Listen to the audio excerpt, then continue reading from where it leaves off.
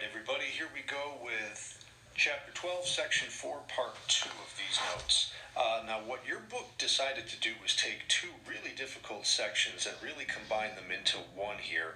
What we did in Part 1 yesterday just dealt with the angle measures that were formed when you had two tangents or two secants or one of each intersecting as it related to arc measures. And in this part right here, what we're calling Part 2 of this section, we're going to deal with segment lengths that happen here, some cool relationships when you get some of these same things intersecting in different places. So let's go ahead and get started with this one right here. The first theorem we have to talk about in this section is Theorem 1215.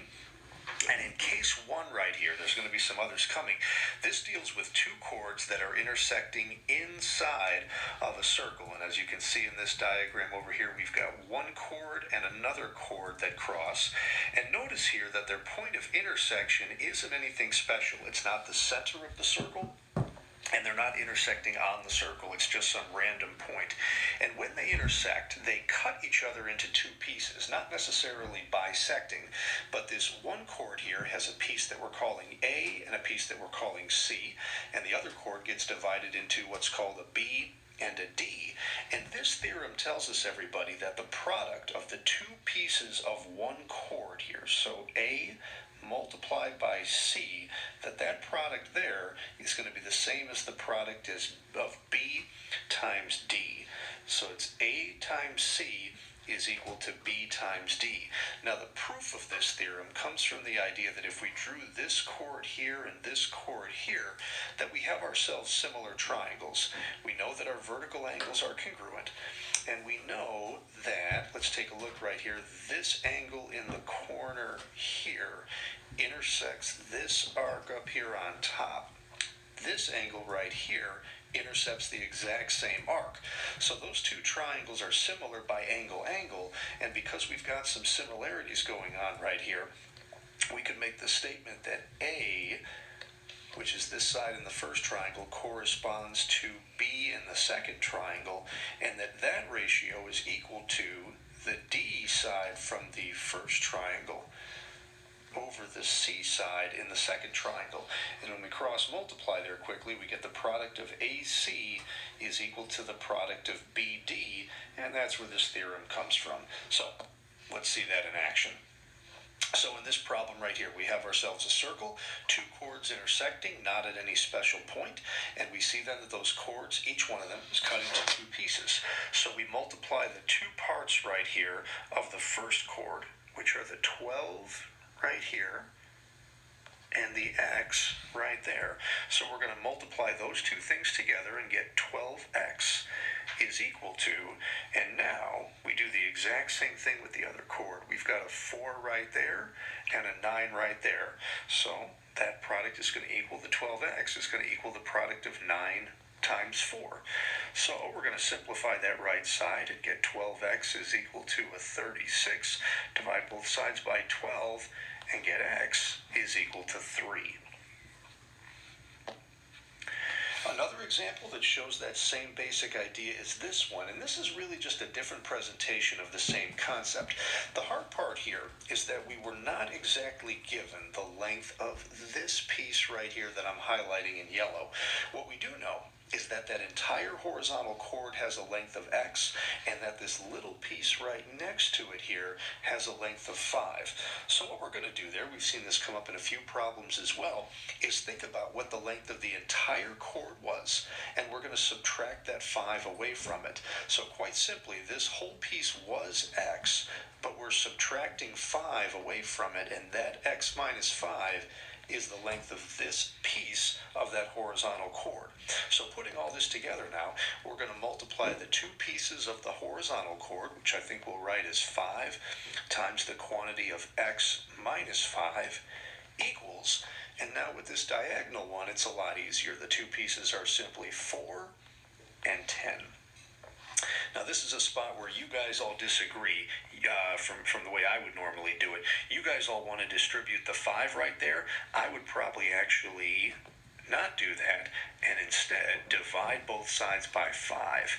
If the name of the game right here is to try to get this x completely by itself, then putting more stuff on the x with the distributive property is just something we're going to have to undo anyway. But if we divide out that 5, we're closer to getting the x by itself. Now this you could probably do in your head. The 4 times 10 is 40, divided by 5 is going to be 8. Add 5 on both sides and we're going to get x is equal to 13. Now this one might actually warrant a little bit of checking as we go back to it here.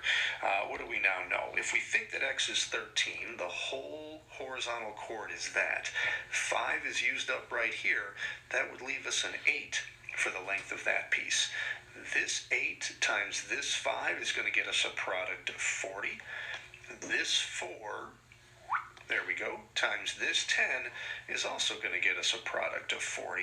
And sure enough, last time I checked, 40 was equal to 40. How about that?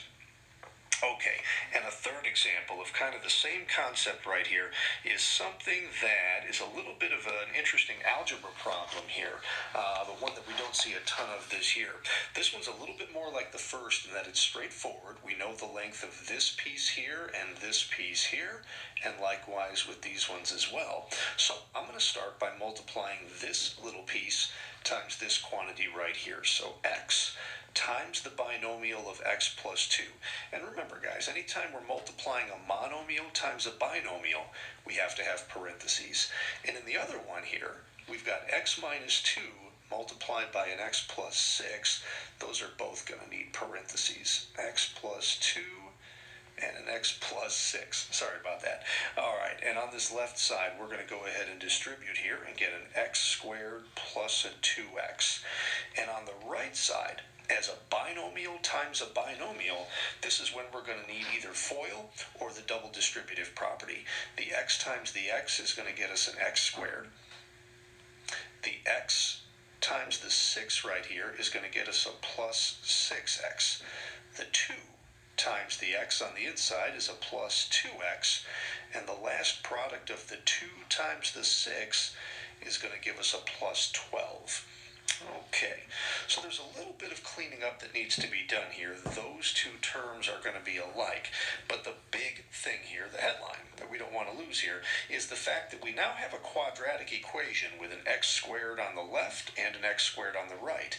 But if we tried to combine those two by subtracting an x squared from both sides, we would see right away that they're both going to cancel, leaving us with a linear equation and not a quadratic. So hopefully one we can solve pretty easily. 2x is going to equal, well, that's 6x, and the 2x is going to get us an 8x plus 12. Okay, and what we would probably do at that point right here is, let's see, bring this 2x over and get a 6x on this side. Okay, there we go. Guys, I just realized a little mistake that we had right here before I wrote over it. This second piece right there was an x minus 2, not an x plus 2. So that would have changed that right there. Sorry about that, guys.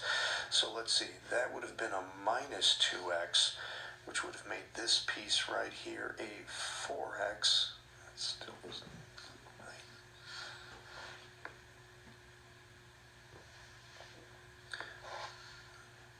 Oh, the other change that would have made is a minus right there on that 12. So that's going to change a couple of things for us right over here on this right-hand side. So here we go. All right, so when we had an x minus 2 times an x plus 6, that still would have been an x squared right there. The plus 6 was right. That would have been a minus 2x and a minus 12. So a minus 2x and a minus 12. Let's fix that. And a minus 12. Okay, So that's still going to be a 2x right here. The 6x minus 2x is now going to be a 4x, and that's going to be a minus 12 there. Okay, bringing the 2x over here, 4x minus that 2x is a 2x. Adding that 12 to the other side is going to be a 12, and dividing out the 2, we're going to get x is equal to 6, and that should get us what we need for that one. Okay, and on to the second and the third cases of Theorem 1215. Now again, the book included all of this as one big theorem, but this one deals with tangents and or secants that are intersecting outside of a circle.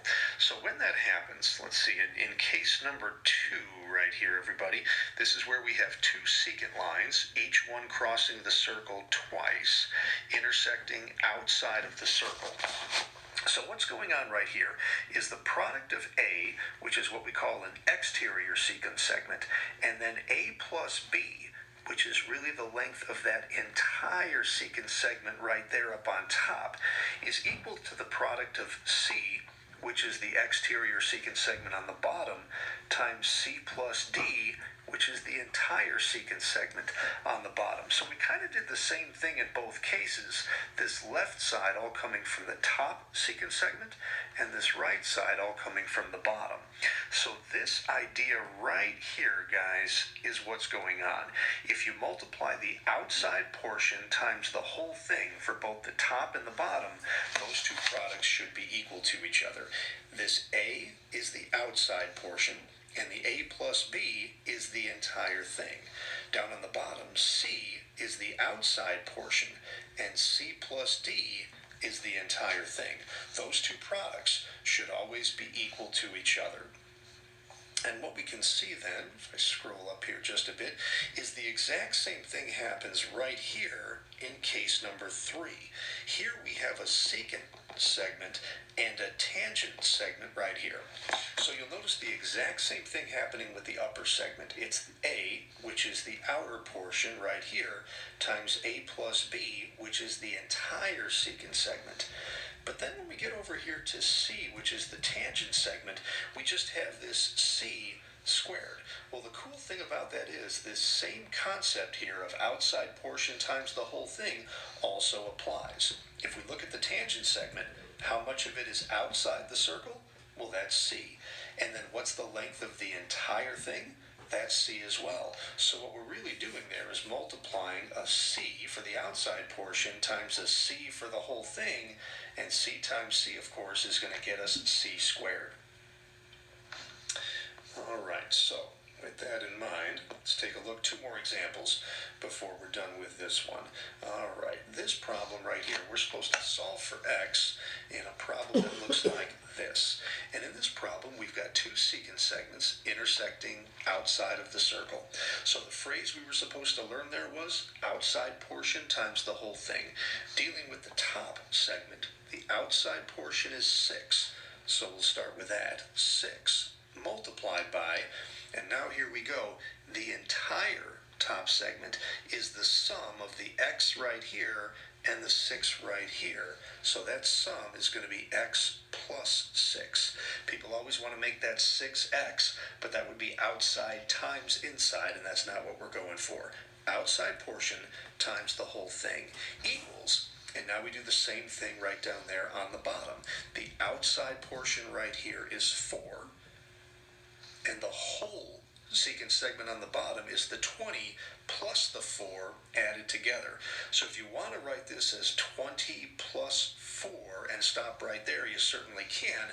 It'd probably be easier, though, if you just realize that the 20 and the 4 added together are just going to get you a 24 there, which would make your life a little easier. Now again, here's a spot where you guys all want to distribute that 6, but that just puts one more step in the process. So rather than that, I'm going to divide both sides here by 6. Those 6's will cancel out. So that leaves us with an x plus 6 here on the left is equal to, and again, mentally this isn't that bad. You take this 24 and divide it by that 6. 24 divided by 6 is 4. times that 4 gives you a 16 over there on the right. Or you could just put all of that in your calculator and it'll tell you the same thing. Subtract a 6 from both sides and we're going to get x is equal to 10. Last example here, number 7.